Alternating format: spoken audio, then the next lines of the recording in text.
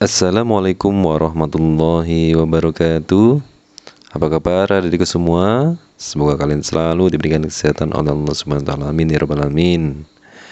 Pada kesempatan ini kita akan mulai pelajaran pendidikan agama Islam dan budi pekerti. Sebelum dimulai, marilah kita biasakan untuk menjaga kebersihan diri sendiri, yaitu dengan cuci tangan terlebih dahulu dan berdoa sebelum belajar agar ilmu yang kita pelajari mudah diserap.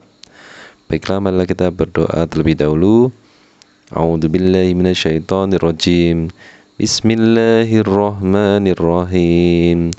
Raditu billahi rabba wa bil islami dina wa bi Muhammadin nabiyya wa rasula.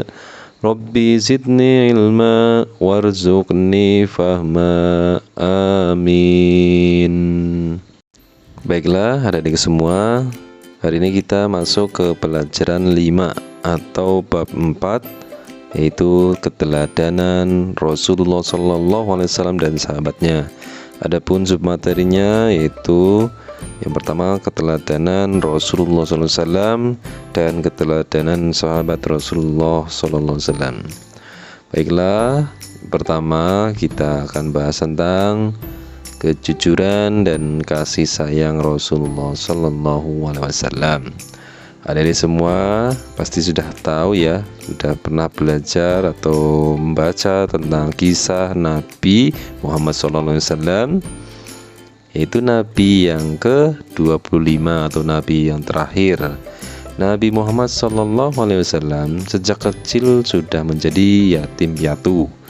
Oleh sebab itu beliau sangat mencintai anak yatim dan menganjurkan umatnya untuk merawat, mendidik, dan mencintai anak yatim. Nah, di samping itu Nabi Muhammad SAW terkenal sangat jujur.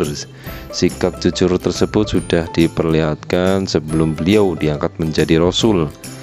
Pada usia remaja, beliau diminta bantuan oleh pamannya untuk membawa barang dagangan Siti Khadijah binti Khuwailid yang kaya dan dihormati di kota Mekah.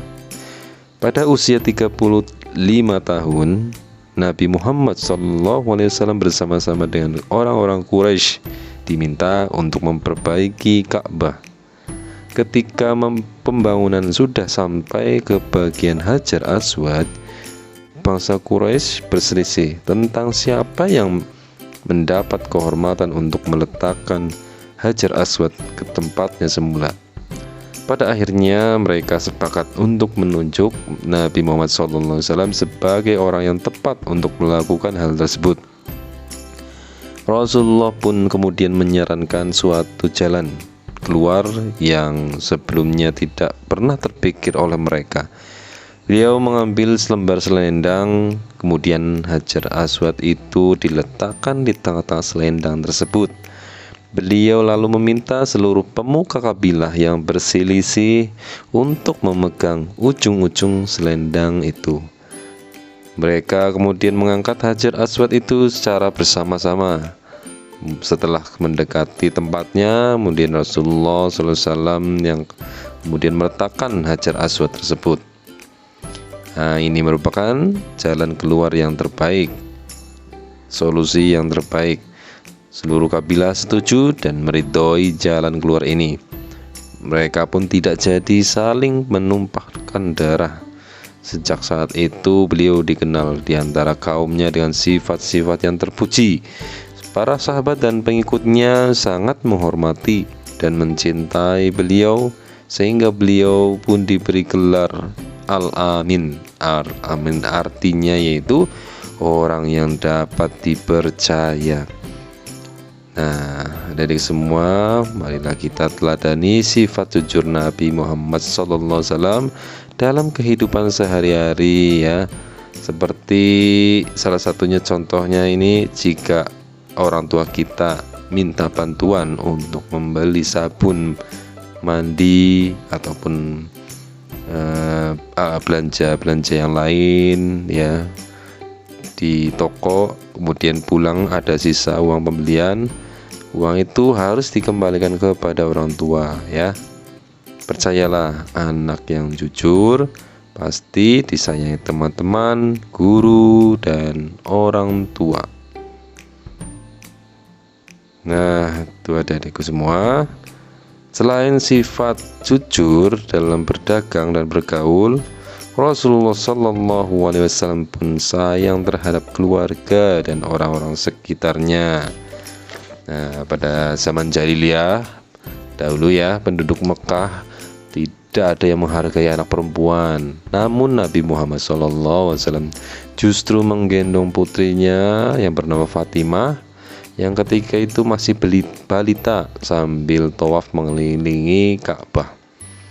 Begitu pula setelah Fatimah dewasa dan dikaruniai anak, Rasulullah SAW menyayangi cucunya yang bernama Hasan dan Husain, sebagaimana dikisahkan dalam hadis beliau yang artinya berikut ini. Nabi Muhammad SAW mencium cucunya Hasan bin Ali radhiyallahu anhu, sedangkan di dekat beliau ada Aqra bin Habis. Aqra berkata, "Aku mempunyai 10 anak, tetapi aku tidak pernah mencium seorang pun di antara mereka." Mendengar hal itu, Rasulullah SAW memandang Aqra lalu bersabda, "Barang siapa tidak mau berbelas kasih, maka ia tidak akan mendapatkan belas kasih." Hadis riwayat Al-Bukhari dan Muslim. Selain hadis di atas, Rasulullah SAW pun mengajarkan untuk hormat kepada kedua orang tua, seperti dalam hadis yang artinya yaitu, "Aku Ibnu Mas'ud pernah bertanya kepada Nabi SAW, amal apakah yang paling disukai oleh Allah Subhanahu Wa Taala?" Nabi SAW bersabda, "Mengerjakan sholat tepat pada waktunya." Kemudian aku bertanya lagi, "Kemudian apa?" Nabi SAW menjawab, "Berbaktilah kepada kedua orang tua." Terus aku kembali bertanya, "Lalu apa lagi?" Nabi SAW menjawab, "Jihad fi sabilillah." Hadis riwayat Al-Bukhari dan Muslim. Nah, Rasulullah tidak pernah menyakiti hati orang lain. Hal itu dapat dibuktikan dalam hadis beliau yang artinya, barang siapa yang beriman kepada Allah Subhanahu wa taala dan hari akhir, maka hendaklah ia berkata yang baik atau diam. Hadis riwayat Al-Bukhari dan Muslim. Kepedulian Rasulullah SAW bukan hanya pada ibadah seperti sholat, tetapi beliau pun peduli terhadap lingkungan hidup. Nah, hal itu tercermin pada perilaku beliau antara lain yaitu Nabi Muhammad SAW sangat menghemat dalam mempergunakan air. Itu dibuktikan pada anjuran beliau agar tidak berlebihan dalam pemakaian air dalam berwudu. Nah, itu ya. Terus Nabi Muhammad SAW mengajarkan agar tidak melakukan kerusakan di muka bumi ini. Ya, tuh. Rasulullah SAW pun peduli juga terhadap lingkungan sekitar.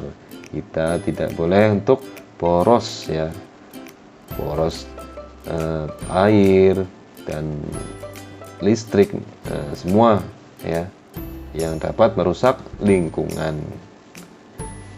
Kemudian Nabi Muhammad SAW sebagai pembawa rahmat bagi alam semesta. Ada di semua tahu Nabi Muhammad SAW itu diutus oleh Allah sebagai rahmatan lil alamin, atau sebagai pembawa kasih sayang bagi alam semesta ini.